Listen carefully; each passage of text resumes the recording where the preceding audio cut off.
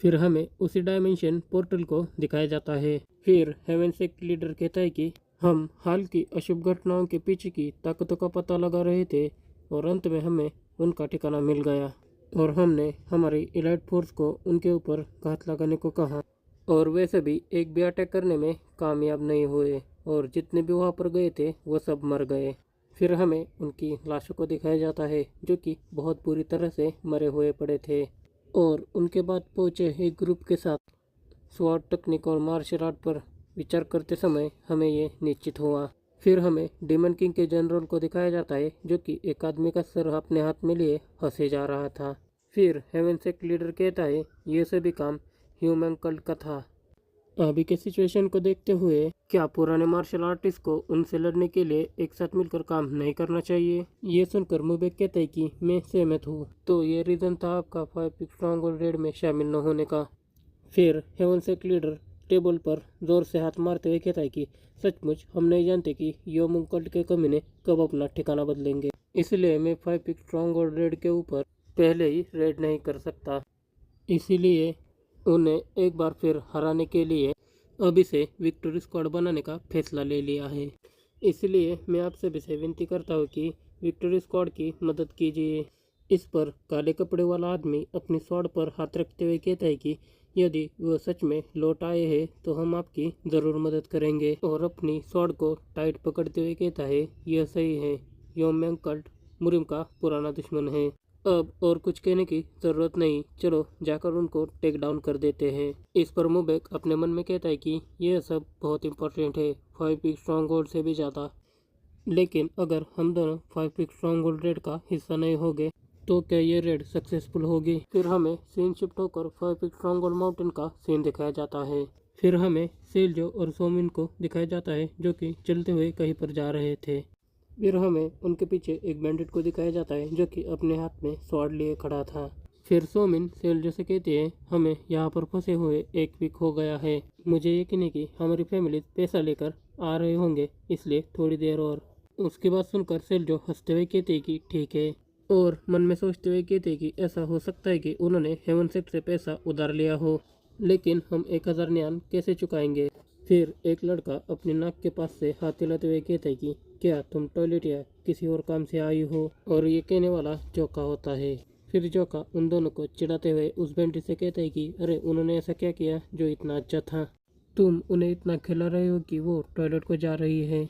इस पर वो बैंडिट कहता है कि सॉरी सर, मैं ये ध्यान रखूंगा कि उन्हें कम खाना दिया जाए ताकि वो दोबारा टॉयलेट को ना जाए। इस पर सेल्जो चिल्लाते हुए कहते हैं कि तुम हमें डिनर में एक डम्पलिंग दे रहे हो। फिर जोका बैठते हुए कहता है कि क्या ये काफी नहीं है?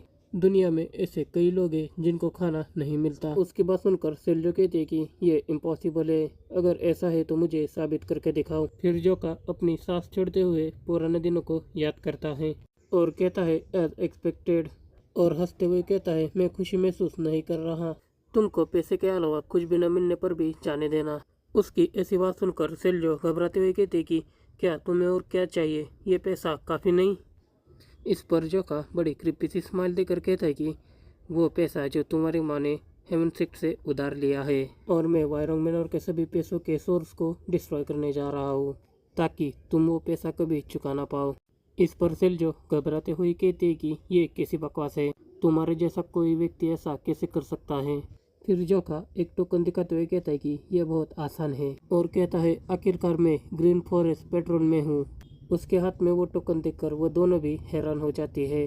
सेल्जो मन में कहती है कि ये कमीना ग्रीन फॉरेस्ट मेन पेट्रोल में है। फिर जोका कहता है कोई भी मर्चेंट यूनियन जो हेनान ग्रीन फॉरेस्ट में वायरोंग मैनर द्वारा प्रोटेक्टेड है उन सभी के प्रवेश पर बैन रहेगा, चाहे वे किसी भी मर्चेंट यूनियन से हो। फिर हंसते हुए सेल्जो से कहता है मुझे लगता है ये काम करेगा, तुम्हें क्या लगता है सेल्जो? सेल्जो बड़े सदमे में जाकर मन में कहती कि मैं इस पर यकीन नहीं कर सकती, अगर वो सच बोल रहा है तो वायरोंग मैनर का फ्यूचर। फिर सीन शिफ्ट होकर हमें उन 5 हीरोज को बंधे हुए दिखाया जाता है। थर्ड हीरो कहता है कि वे हमें हर दिन बस एक ही डम्पलिंग देते हैं, अब वे चाहते हैं कि हम पूरे दिन बस एक पकौड़े के ऊपर जीवित रहे। इस पर फर्स्ट हीरो कहता है कि वे इतना अचानक बुरा व्यवहार क्यों कर रहे हैं। इस पर सोमिन सेल्जो की तरफ देख कर कहते हैं कि मुझे ताज्जुब है कि वे अचानक ऐसा व्यवहार क्यों कर रहे हैं। फिर सिल्जो रोते हुए कहते कि वे शापित कमीना। तभी दरवाज़ा खुलने लगता है। फिर वो 3 हीरोज को दिखाया जाता है जो कि बड़े कमजोर दिख रहे थे। फिर हमें योमियंग को दिखाया जाता है जो कि 5 हीरोज से कहता है, हे भगवान, आप सभी को बहुत कठिन समय गुजारना पड़ा होगा। लास्ट में आपके लिए फिरौती आ गई है, अब आप लोग बाहर आ सकते हो। महान लुयांग 5 हीरोज। फिर हमें सोमिन और सेल्जो को दिखाया जाता है जो कि बड़े खुश दिख रहे थे। फिर हमें कुछ बक्सों को दिखाया जाता है जिनके अंदर पैसे थे और सभी बैंडिट्स उन 5 हीरोज फैमिली के लोगों को देखे जा रहे थे। फिर कहानी सुनाने वाला कहता है कि the 5 great house hold Luoyang के 5 हीरोज के लिए फिरौती देने 5 स्ट्रॉन्ग होल्ड में आए हैं और हेवन सेट के नए बुजुर्ग ली वोनुओ ने ग्रुप को लीड किया और 7 sun sect, great nature sect and the 8 immortal sect सभी के पास रिप्रेजेंटेटिव था। क्योंकि योन मुबेक वायरोंग मिनोर से दूर है, इसलिए उसकी जगह योन सेनबेक को इस पार्टी में शामिल किया और इसी तरह उसकी मुलाकात अपने सौतेले भाई योन जोका से हुई। और 10 साल के बाद वायरोंग मिनोर में अभी तक किसी को भी इसका एहसास नहीं हुआ। फिर सेओनबेक अपने मन में कहता है कि यह वही जगह है जिसे सेचुंजी ने अपने काबू में करने का प्रयास छोड़ दिया था, हालांकि ये उतनी खास नहीं लगती। फिर चौका के पीछे वाला आदमी कहता है कि यहाँ पर बहुत धूल है और छींक देता है। उसको देखकर सेओनबेक काफ़ी डर जाता है और अपनी स्वॉर्ड निकालते हुए कहता है कि ये क्या बकवास है, क्या तुम लोग हमें भी किडनैप करना चाहते हो। फिर वो आदमी अपने नाक पर हाथ रखते हुए कहता है कि तुम क्या बकवास कर रहे हो। फिर वो फेंग हंसते हुए कहता है, तुम अपने आप को 5 ग्रेट ऑर्थोडॉक्स ग्रुप कहते हो, जो कि एक चीख से डर गया और कहता है, मुझे लगता है कि 5 ग्रेट हाउस होल्ड उतने भी ग्रेट नहीं है। फिर लिवोनो अपने पास खड़े हुए एल्डर से कहता है, मुझे यकीन नहीं हो रहा कि बैंडिट द्वारा हमारा मजाक उड़ाया जा रहा है, ये बड़ी शर्मनाक बात है। फिर वो एल्डर कहता है वो एकमात्र चॉइस थी वायरोंग मैनर के प्रतिनिधि के रूप में। फिर सियोनबेक अपने साइड वाले आदमी से कहता है, हे ह्योंग, तुम्हें अपनी स्वॉर्ड इतनी आसानी से नहीं निकालनी चाहिए। फिर ह्योंग सियोनबेक से कहता है, मैंने ये इसलिए किया क्योंकि मैंने आपको ऐसा करते हुए देखा था। इस पर जोका अपने मन में कहता है कि ये भाई बहन वैसे ही है जैसे पहले थे। फिर हमें सभी 5 हीरोज को दिखाया जाता है जिन्हें एक बैंडेज लेकर आ रहा था। वो बैंडेज कहता है, चलो जल्दी चलो, तुम्हारा घर जाने का समय हो गया। उनको ऐसा देखकर वे 3 एल्डर काफ़ी हैरान हो जाते हैं। फिर लिवन वो कहता है कि वे इतने भयानक क्यों दिख रहे हैं। तभी योन बेक कहता है कि सेल्जो, और वांग चिल्लाते हुए कहता है कि डोंग यो। फिर से हमें 5 हीरोज को दिखाया जाता है जो कि बहुत बीमार दिख रहे थे। फिर वो फेंग कहता है कि कुछ दिन न देखने पर वे लोग बहुत ही बेहतर दिख रहे हैं। इस पर सेकंड लीडर हंसते हुए कहता है कि हाँ। फिर लिवोनो चिल्लाते हुए कहता है कि तुम लोगों में कोई बेसिक मैनर भी नहीं है और कहता है तुम लोगों ने उन्हें कैद में रखा है, फिर भी तुम लोगों ने उन्हें ठीक से खाना भी नहीं दिया। फिर वे सभी रोते हुए कहते हैं कि हमें नहीं पता था कि खाना मिलना इतना भयानक हो सकता है।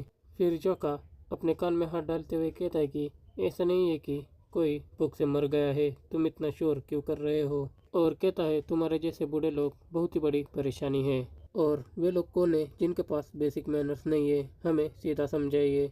और कहता है वे एरोगेंट लुयांग के 5 हीरोज, उन्होंने अचानक ही 5 स्ट्रॉन्ग होल्ड पर स्वॉर्ड लेकर हमला कर दिया और हमारे लोगों को नुकसान पहुंचाने की कोशिश की।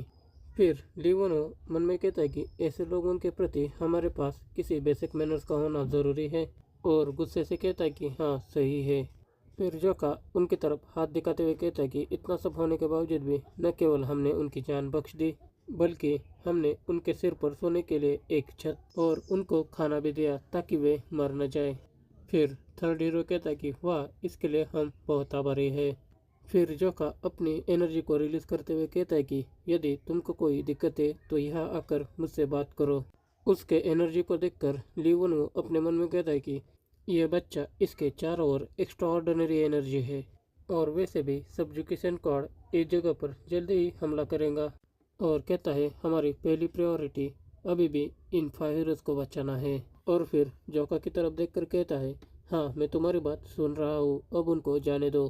फिर वे बैंडेज कहता है चिप, फिरौती सही है। फिर वुफेंग जोका से कहता है कि यही तो उसने कहा था जोका, अब तुम क्या करोगे। फिर जोका कहता है खैर तो इसमें अब कोई भी मदद की नहीं जा सकती और कहता है मुझे लगता है कि मैं उनके नफरत करने का आदी हो गया हूँ, शायद मुझे उसकी कमी महसूस होगी। और पीछे हटकर अपनी स्वॉर्ड निकाल कर कहता है तो फिर मुझे इन्हें वापस भेजना होगा। फिर सभी लोग जोका की तरफ हैरान होकर देख रहे थे और जोका एक स्टैंस लेकर आगे बढ़ता है। तभी यान रंग कहता है कि जोका, और तभी जोका उनके पास से एक अटैक कर आगे निकल जाता है और वे 5 हीरोज की रस्सियां टूट जाती है। इसे देखकर सेल जो अपने मन में कहते हैं कि उसने इतनी बड़ी तलवार का यूज उसने रस्सी काटने को किया, क्या उसने सिर्फ रस्सी को ही काट दिया है? और जोका की तरफ देखकर कहती है कि ये कितना ज्यादा स्ट्रांग है। फिर जोका उनकी तरफ हंसते हुए देखता है। उसको ऐसा देखकर बाकी सभी बहुत घबरा जाते हैं। फिर सेकंड हीरो कहता है कि क्या हो रहा है, और इसमें थर्ड हीरो कहता है कि वो ऐसे क्यों मुस्कुरा रहा है। फिर जोका बड़ी तेजी से अपनी स्वॉर्ड को घुमाता है। उसे ऐसा करते हुए देखकर वे तीनों घबराते हुए अपने मन में कहते हैं कि क्या वो हमें जान से मारना चाहता है। फिर जोका अपनी स्वॉर्ड से उनके ऊपर एक स्ट्राइक लगा देता है, जिससे कि वे तीनों काफी दूर उड़ जाते हैं। फिर जोका सेल्जो और सोमिन की तरफ देखकर कहता है, अब तुम्हारा भी घर जाने का समय आ गया है। उसकी बात सुनकर वे दोनों घबराते हुए कहते कि हमसे दूर रहो, ऐसा मत करो। फिर हमें दिखाया जाता है जोका उन दोनों को भी एक स्ट्राइक मार देता है। उनको देखकर वांग अपना हाथ ऊपर करते हुए कहता है कि टोंगियो इधर आओ, और योन बेक कहता है कि सेल्जो दूर रहो।